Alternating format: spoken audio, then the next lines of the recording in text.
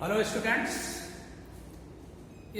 Last lecture में हमने रेखीय आवर्धन से संबंधित कॉन्सेप्ट के बारे में डिस्कस किया था। आज के लेक्चर में स्टूडेंट हम डिस्कस करेंगे प्रकाश का अपवर्तन। प्रकाश का अपवर्तन से पहले आप प्रकाश का परावर्तन पढ़ चुके हैं, तो वहां परावर्तन पढ़े थे। अब यहाँ पे प्रकाश का अपवर्तन पढ़ेंगे, यानी रिफ्रैक्शन ऑफ लाइट। स्टूडेंट ध्यान दीजिए, रिफ्रैक्शन ऑफ लाइट क्या है, प्रकाश का परावर्तन क्या होता है। जब प्रकाश की किरण, ध्यान से सुनिएगा, जब प्रकाश की किरण एक माध्यम से, कैसे, जब प्रकाश की किरण एक पारदर्शी माध्यम से दूसरे पारदर्शी माध्यम में जाती है तो अपने मार्ग से थोड़ा विचलित हो जाती है। प्रकाश की किरण का एक माध्यम से दूसरे माध्यम में जाने पर अपने मार्ग से विचलित होने की इस घटना को प्रकाश का अपवर्तन कहते हैं। क्या बता हमने स्टूडेंट, जब प्रकाश की किरण एक माध्यम से दूसरे माध्यम में जाती है तो अपने मार्ग से थोड़ा सा विचलित हो जाती है। प्रकाश किरण का दूसरे माध्यम में अपने मार्ग से विचलित होने की इस घटना को ही प्रकाश का अपवर्तन कहते हैं। बात समझ में स्टूडेंट? जैसे देखिए, मान लिया जाए कि दो पारदर्शी माध्यम है। यह एक तल है जो क्या करता है, एक्स वाई मान लीजिए तल है जो क्या करता है, दो माध्यमों को अलग करता है, डिफर करता है। ये पहला माध्यम है, दूसरा माध्यम। अब क्या है, प्रकाश की किरण इस माध्यम में आपतित हो रही है ऐसे, ठीक है। आपतित होने के बाद अब क्या होगा, मान लीजिए यहां से एक लंब लाए, ऐसे रेखा खींच लीजिए। अब देखिए, प्रकाश की किरण पहले माध्यम से दूसरे माध्यम में जा रही है तो क्या हो रही है, थोड़ा सा अपने मान से विचलित हो जा रही है। इस घटना को ही क्या कहेंगे हम, प्रकाश का अपवर्तन कहते हैं, ठीक है। ये पहला माध्यम, इसको देखिए, ये मान लीजिए आपका, इसको कांच मान लीजिए, ये वायु है पहला माध्यम और दूसरे माध्यम को हमने कांच ले लिया, ठीक है। अब देखिए हमने क्या बताया, हमने यही बताया कि जब प्रकाश की किरण एक माध्यम से दूसरे माध्यम में जाती है तो अपने मार्ग से थोड़ा विचलित हो जाती है। किसमें, दूसरे माध्यम में अपने मार्ग से थोड़ा विचलित हो जाती है। प्रकाश किरण के दूसरे माध्यम में विचलित होने की इस घटना को ही प्रकाश का अपवर्तन कहते हैं। बात समझ में स्टूडेंट? जैसे हमने लिया है, पहला माध्यम वायु, दूसरा माध्यम कांच। अब पहले माध्यम से एक प्रकाश की किरण, जो किरण ये आ रही है, गिर रही है, इसको बोलेंगे हम आपतित किरण, आपतित किरण। और दूसरा क्या होगा, ये इसको क्या बोलेंगे, अपवर्तित किरण, अपवर्तित किरण हो जाएगा। ये हो गया अपवर्तित किरण। यहाँ पे जो कोण बनेगा, ये देखिए, यह लाइन जो लंब लाइन खींचे हैं इसको हम बोलते हैं अभिलंब। इस लाइन को हम बोलेंगे अभिलंब। और यहाँ पे मान लीजिए बिंदु O है, इसको A मान लीजिए, इसको B मान लीजिए, ये O है। इस बिंदु को हम बोलते हैं आपतन बिंदु। जिस बिंदु पर प्रकाश की किरण बहुत गिरती है, आपतित होती है, उसको आपतन बिंदु बोलते हैं। यह अभिलंब हो गया। यहाँ पर जो देखिए, आपतित किरण अभिलंब के साथ जो कोण बनाएगी, आई मान लीजिए, और इसको हम बोलते हैं आपतन कोण। क्या, आपतन कोण हो गया। यहां पर जो कोण बनेगा उसको कोणाल बोलते हैं, और यह कोण क्या कहलाएगा, अपवर्तन कोण, ठीक है, अपवर्तन कोण। चलिए, डायग्राम हमने बताया, क्लियर हो गया होगा, ठीक। देखिए हमने क्या बताया, अपवर्तन की परिभाषा लिख देते हैं। जब प्रकाश की किरण, जब प्रकाश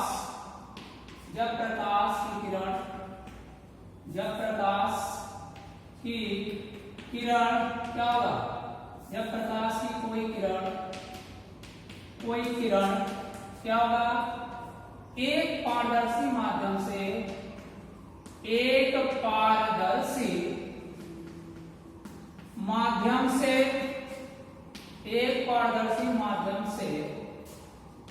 दूसरे पारदर्शी माध्यम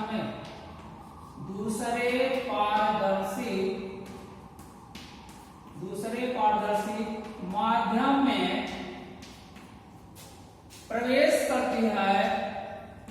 प्रवेश करती है तो अपने मार्ग से थोड़ा विचलित हो जाती है, यानी डिस्टर्ब हो जाती है।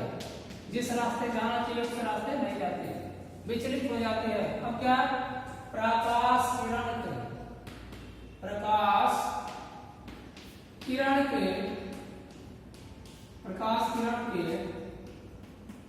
दूसरे माध्यम में विचलित होने की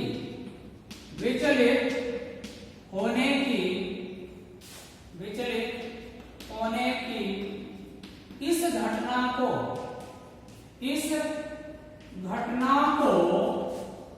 क्या बोलते हैं? घटना को प्रकाश का अपवर्तन कहते हैं। ये हो गया। क्या बताया आपने स्टूडेंट? हमने यही बताया, जब प्रकाश की कोई किरण एक पारदर्शी माध्यम से दूसरे पारदर्शी माध्यम में प्रवेश करती है तो अपने मार्ग से थोड़ा विचलित हो जाती है। प्रकाश किरण के दूसरे माध्यम में विचलित होने की इस घटना को प्रकाश का अपवर्तन कहते हैं। ठीक है ना? देखिए, प्रकाश किरण पहले वाले माध्यम से यहाँ से ऐसे आपतित हो रही है, दूसरे वाले माध्यम में गई, थोड़ा सा झुक गई। इसको जाना ऐसे चाहिए था ना, लेकिन क्या हो गया? थोड़ा सा झुक गई है ना, तो क्या होगा? यह डिस्टर्बेंस से झुकने की जो घटना हो रही है, इसी को प्रकाश का अपवर्तन कहते हैं। ये देखिए, प्रकाश के अपवर्तन के कारण क्या होते हैं, क्यों ये घटना होती है, यानी प्रकाश के अपवर्तन का कारण क्या होता है? तो ध्यान दीजिए स्टूडेंट, प्रकाश का अपवर्तन की घटना का कारण केवल यह है कि अलग अलग पारदर्शी माध्यमों में प्रकाश की चाल का मान अलग अलग होता है, यानी डिफरेंट क्या होगा? मीडियम में प्रकाश की चाल का डिफरेंट होना ही अपवर्तन का कारण होता है। क्लियर है ना स्टूडेंट? प्रकाश का अपवर्तन किसे कहते हैं, ये आपको क्लियरली समझ में आ गया होगा। अब देखिए स्टूडेंट, अगर बात करें इसमें कौन सी क्या है, तो ओ देखिए, ए ओ जो किरण आपतित हो रही है उसको देखिए इसमें क्या हो, ए ओ क्या है? आपतित किरण है। डायग्राम में आपतित किरण। अब क्या हो गया? ओ भी क्या होगी? अपवर्तित किरण। ओ भी जो है अपवर्तित किरण है, अपवर्तित किरण। और देखिए ओ, इसको यन मान लीजिए, यहाँ पे ये पॉइंट जो है यन मान लीजिए, तो ओ यन क्या होगा? अभिलंब। ओ यन हो गया अभिलंब हो गया। और बिंदु ओ क्या है? आपतन बिंदु। उसके बाद देखिए कोण आई क्या है? आपतन कोण है ना, यहां लिखते हैं I इज इक्वल टू कोण I इज इक्वल टू आपतन कोण और कोण R इज इक्वल टू क्या होगा? अपवर्तन कोण। ठीक है ना? ये हो गया प्रकाश का अपवर्तन का डायग्राम। पहला मीडियम y, दूसरा मीडियम कांच लिया है। ठीक है ना? तो फर्स्ट मीडियम से सेकंड मीडियम में गई प्रकाश की किरण, तो अपवर्तित हो गई। ये पूरा कॉन्सेप्ट क्लियर है ना? अब देखिए अपवर्तन के नियम। अपवर्तन के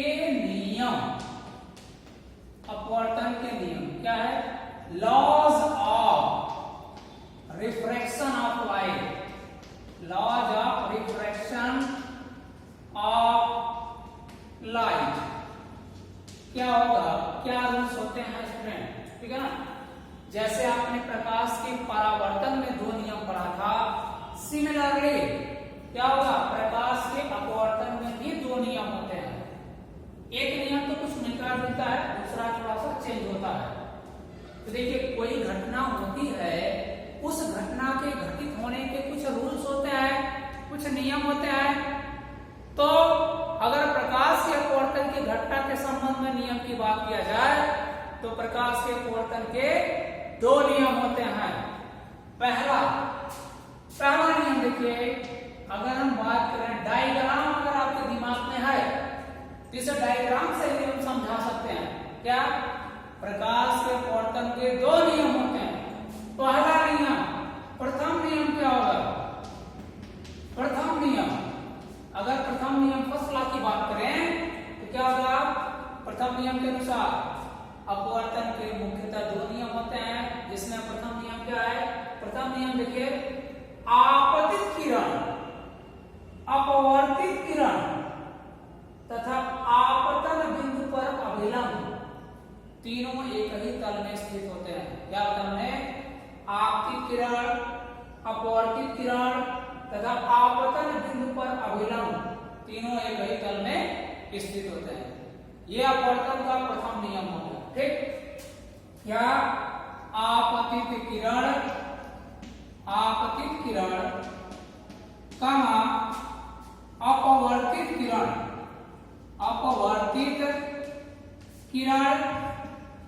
अपवर्तित किरण, तथा आपतन बिंदु पर अभिलंब, आपतन बिंदु पर अभिलंब तीनों एक ही तल में, तीनों, यहां इसको ऐसे, तीनों एक ही तल में स्थित होते हैं, स्थित होते हैं। पहला नियम हो गया ना, पहला नियम समझ में आ गया, आपतित किरण, अपवर्तित किरण तथा आपतन बिंदु पर अभिलंब तीनों एक ही तल में स्थित होते हैं। अब हम बात करेंगे सेकंड नियम की। तो थोड़ा सा इधर का स्पेस हम इरेज करते हैं, मिटाते हैं, उसके बाद लिखते हैं। चलिए देखिए,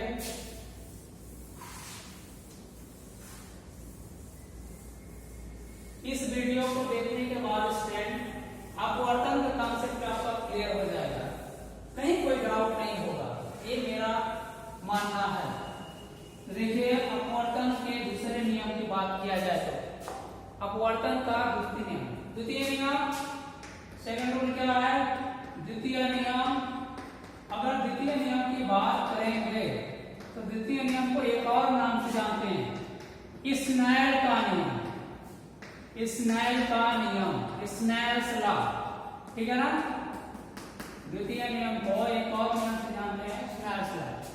क्या होता है द्वितीय नियम, देखिए, किन्हीं 2 माध्यमों के लिए, या ऐसे कर सकते, किन्हीं 2 पारदर्शी माध्यमों के लिए तथा क्या होगा, एक निश्चित तरंगदैर्घ्य के प्रकाश के लिए पहले माध्यम में आपतन कोण की ज्या तथा दूसरे माध्यम में अपवर्तन कोण की ज्या का अनुपात एक नियतांक होता है। लिख देते हैं, समझा देते हैं। क्या, किन्हीं दो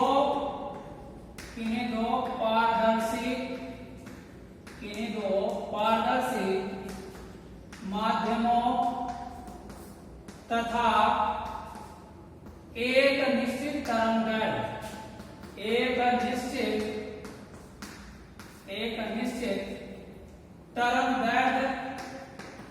एक निश्चित तरंगदैर्घ्य के प्रकाश के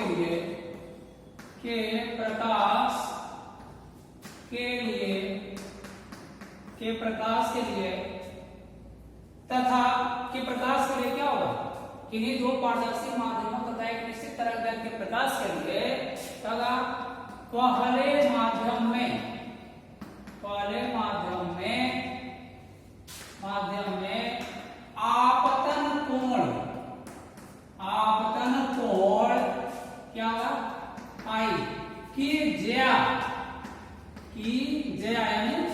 साइन तथा दूसरे माध्यम में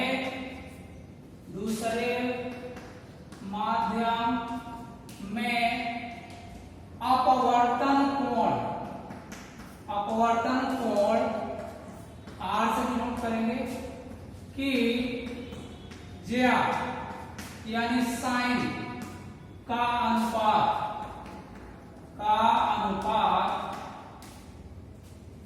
एक नियतांक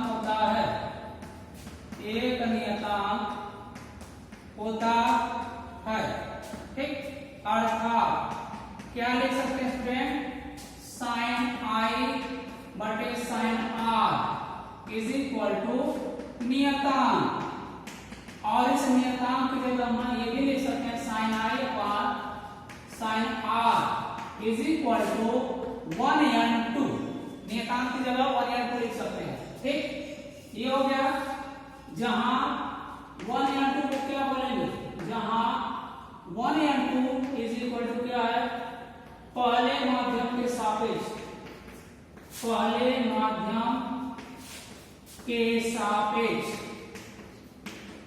दूसरे माध्यम का अपवर्तनांक,